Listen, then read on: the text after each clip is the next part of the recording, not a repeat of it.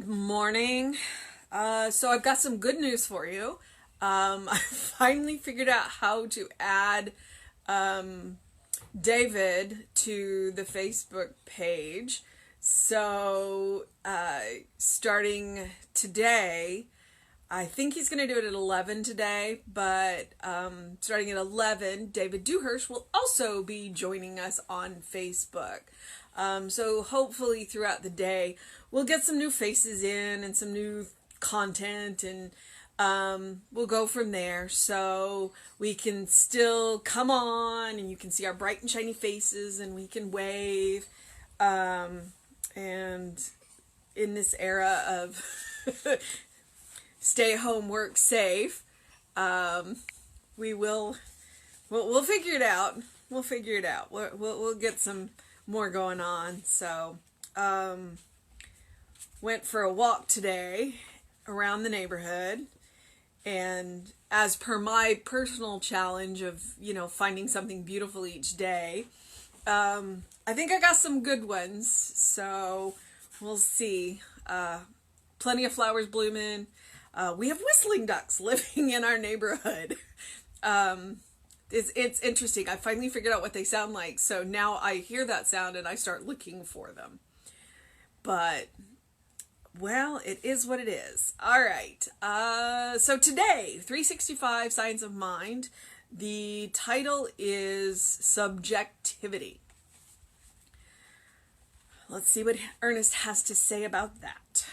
I'm noticing that Ernest is kind of a little bit like Jesse, where he'll give you a title and then never mentions the title in the thing. So, it's interesting.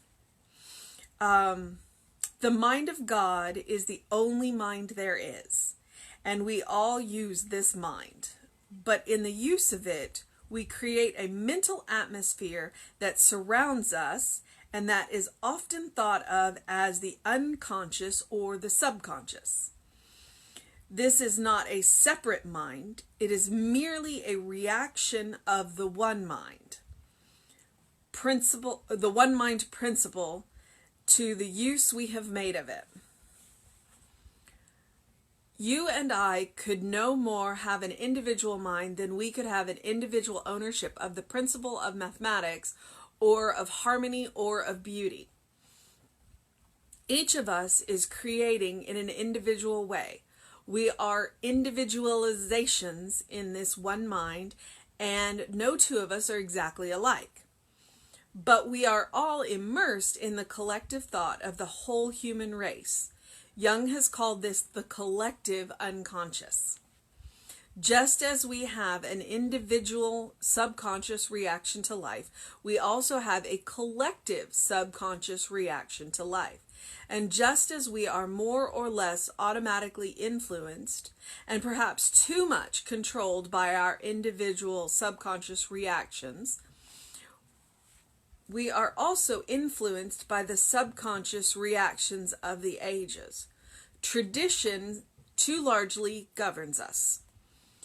But we should never forget that back of all of this is the divine mind or intelligence itself, which there is no bondage, no fear, and no evil.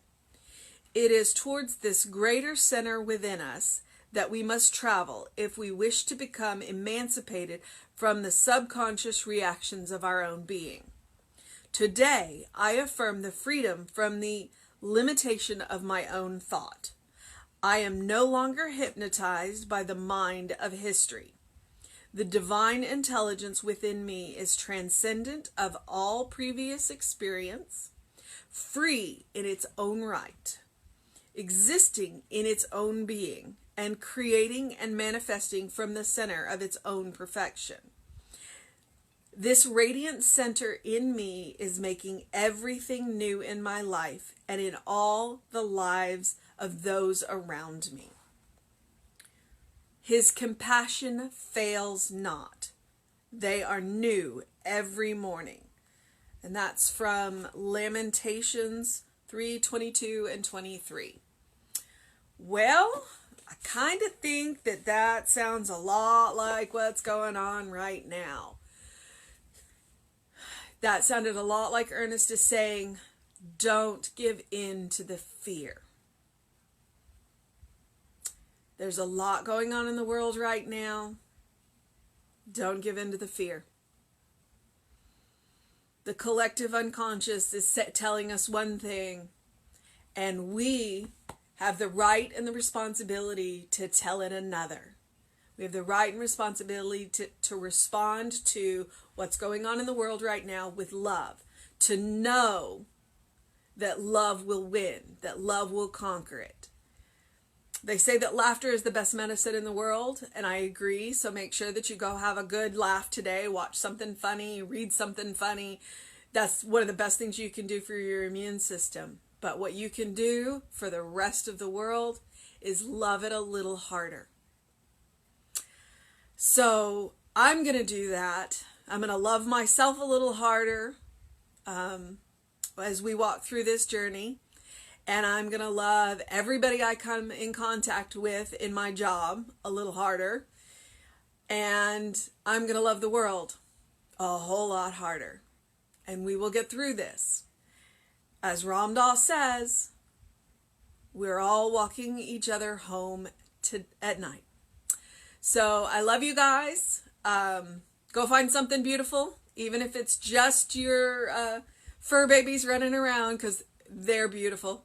Absolutely beautiful. Or go look in the mirror and tell yourself that you are beautiful. All right? Look out for David around 11:30 today, and we will go forth and have a good day. Bye.